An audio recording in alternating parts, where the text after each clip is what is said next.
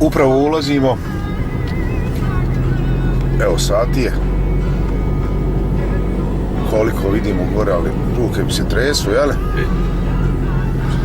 U jedan lijepi gradić. Pitoreskni. Da. Evo, možete pogledati prilike iz kojeg je stoljeća ova kuća, znači iz 1794. godine. Sada se ne bi igrali kviza, rećemo kako se ovaj gradić zove.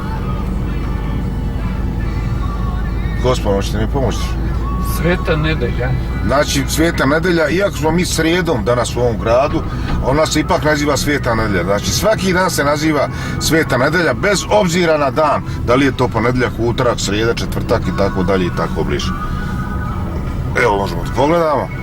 Znači, Sveta Nedelja, iako je danas srijeda. Možemo da pogledamo, evo, sami strogi centar, jel? I da prođemo šta se dešava.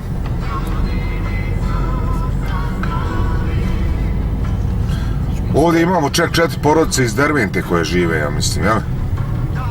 Jel tako? Evo, sad ćemo parkirati pa ćemo se još malo pobliže upoznati sa Svetom Nedeljom.